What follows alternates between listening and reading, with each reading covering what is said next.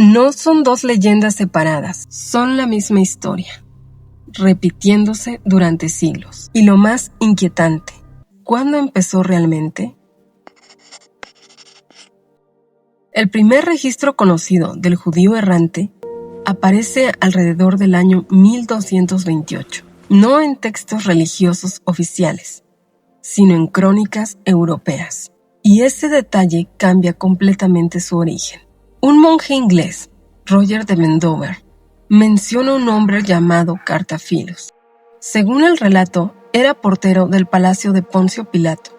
Cuando Jesucristo fue llevado a la crucifixión, este hombre lo empuja y le ordena que avance más rápido. La respuesta es breve: caminarás hasta que yo regrese. Pero esa frase no aparece en la Biblia, no aparece en los evangelios canónicos. Aparece en un contexto específico. Europa medieval, siglo XIII. Un periodo donde las historias no solo explicaban el mundo, lo organizaban. El personaje cambia de nombre según la región. Cartaphilus en Inglaterra, Asaverus en Alemania, Isaac Le Quedem en Francia. Y que tenga tantos nombres no es un detalle menor. No hay una versión única. Esto indica algo claro.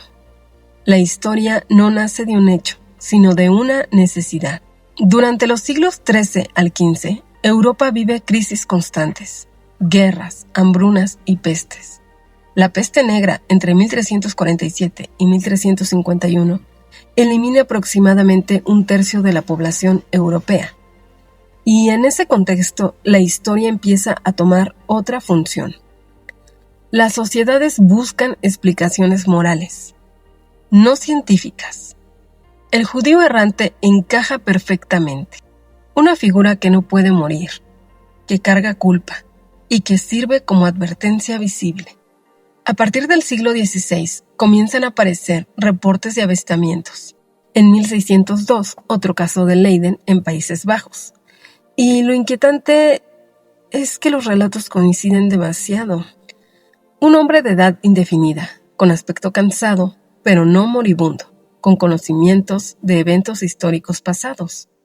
No hay evidencia verificable, pero sí repetición documental.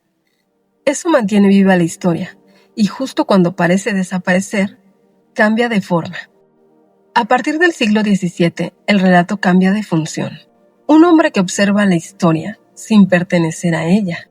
Ese es el punto de transición, porque en ese mismo siglo aparece otro fenómeno, pero esta vez en el océano. Y es aquí donde ambas historias se conectan. La Compañía Neerlandesa de las Indias Orientales domina las rutas comerciales. Miles de marineros atraviesan el Cabo de Buena Esperanza, uno de los puntos más peligrosos del planeta. Corrientes impredecibles, tormentas constantes, alta tasa de naufragios. Es en ese lugar donde comienzan los reportes que nadie puede explicar. Barcos vistos en condiciones imposibles, navegando contra el viento, apareciendo en tormentas y desapareciendo sin rastro. No se describen como fantasmas, se describen como anomalías. El nombre de holandés errante aún no existe. Eso aparece después, y ese detalle cambia completamente la historia. Los primeros registros no hablan de una maldición clara. Hablan de repetición.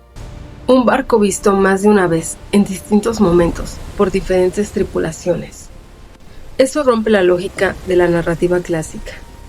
No es un evento único, es un patrón. El mismo patrón que ya había aparecido antes.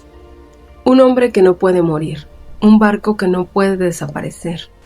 Ambos aparecen en contextos donde la muerte es común, pero incomprensible. En tierra, el castigo es caminar. En el mar, el castigo es navegar. A finales del siglo XVIII, la historia da un giro. Deja de ser un testimonio y pasa a la literatura. En 1839, el escritor Heinrich Heine formaliza la historia. Introduce un elemento nuevo: redención. El capitán del barco no solo está condenado, puede liberarse. Y eso no existía en las versiones originales.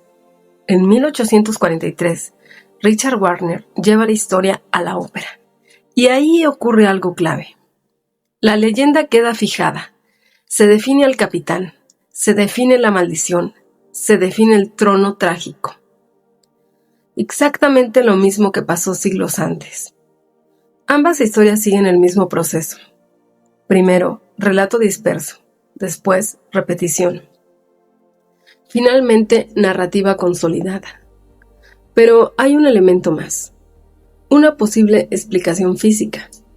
El fenómeno óptico, conocido como Fata Morgana, es capaz de distorsionar la luz y hacer que barcos lejanos parezcan suspendidos, duplicados o imposibles.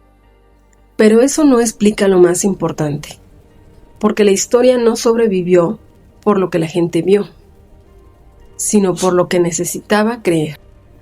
La historia no desaparece, se transforma, y ese cambio es lo que la hace más peligrosa. A partir del siglo XVIII, Europa entra en una etapa distinta. Menos explicaciones religiosas, más pensamiento racional. A este punto, el judío errante y el holandés errante ya no funcionan como relatos independientes, funcionan como estructuras, modelos que se repiten cuando algo no encaja dentro de la realidad percibida. No son dos personajes, son la misma estructura adaptándose en el tiempo. Primero fue un hombre, después un barco. Ahora es una forma de entender lo que no tiene fin.